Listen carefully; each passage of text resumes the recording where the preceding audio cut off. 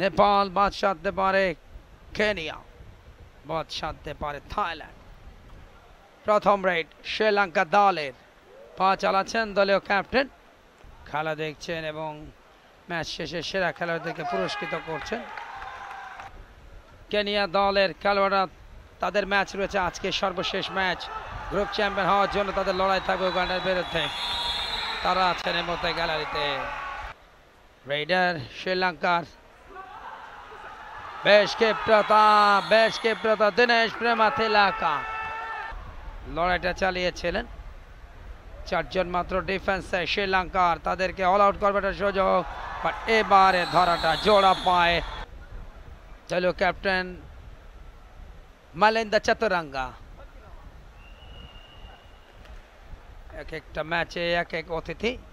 কিন্তু international tournament যদি আপনি বলেন, ইন্টারন্যাশনালি যে 10টা 12টা টিমকে নিয়ে একটা টুর্নামেন্ট অর্গানাইজ করা, জাপানের মতো টিম রয়েছে, সাউথ কোরিয়ার মতো টিম রয়েছে, উগান্ডা এসছে, থাইল্যান্ড এসছে, মালয়েশিয়া আছে, ইন্দোনেশিয়া, এবং শিখ হয়ে পড়েছিলেন যখন প্রথম দিন কাবাডি টুর্নামেন্টটা শুরু হলো, নিয়ে যে নকশা তৈরি করা, সারা রাত তিনি এখানে কাজ করেছেন। তারপর দিন সারা দিন একেবারে ওপেনিং সেরেমনি সহ পুরো টুর্নামেন্ট শুরু করে, এবং টুর্নামেন্ট পরে কি হলো, তিনি শিখ হয়ে গেলেন, মাঠেই আর আসতে পারলেন না।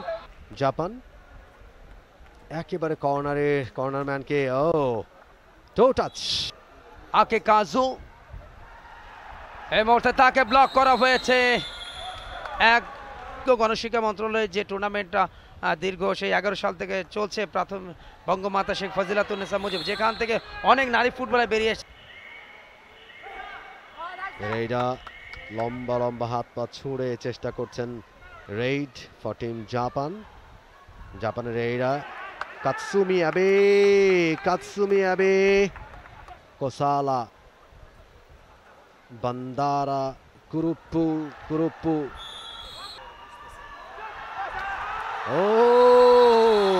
ইটস 7জন ডিফেন্ডার কোর্টে। মিলিন্দা চাতুরাঙ্গা লম্বা লম্বা হাত পা ছুঁড়ে এবারে ব্লক হয়েছে।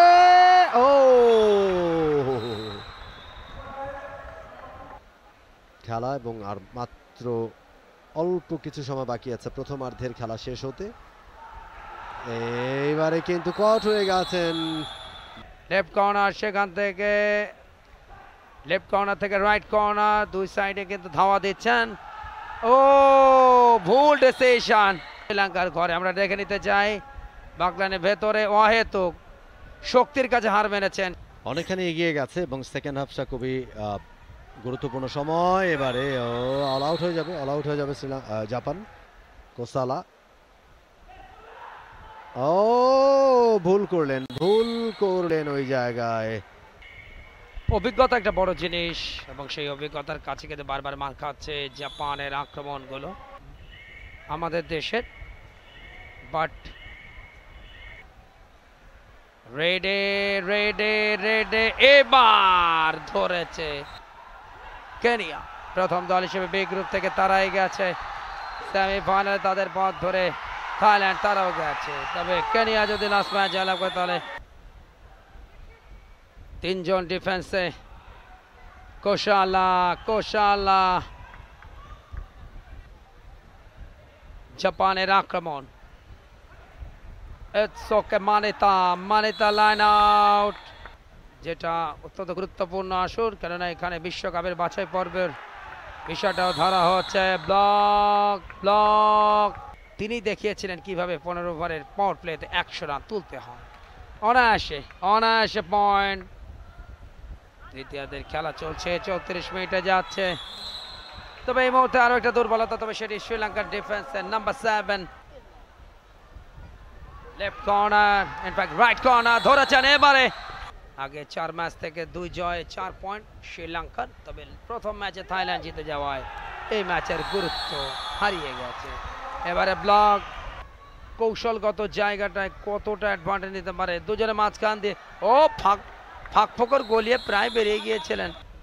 বঙ্গবন্ধু কাপ আন্তর্জাতিক কাবাডি টুর্নামেন্ট 2024, নিয়ম কানুনেও কিন্তু পরিবর্তন এসছে জাতীয় খেলা কাবাডিতে।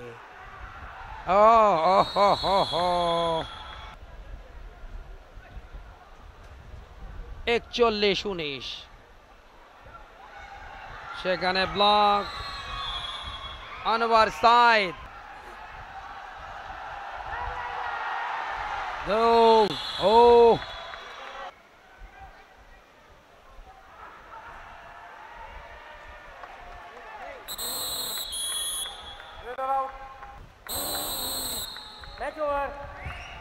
এবং সেই সাথে রেফারি লম্বা একটা বাঁশি, যার অর্থ খেলা শেষ হলো।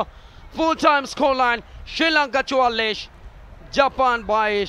তৃতীয় ম্যাচ জিতে টুর্নামেন্ট শেষ করলো শ্রীলঙ্কা এবং শূন্য হাতে বিদায় প্রথমবার অংশগ্রহণ করতে আসা এশিয়ার পরাশক্তি জাপানের।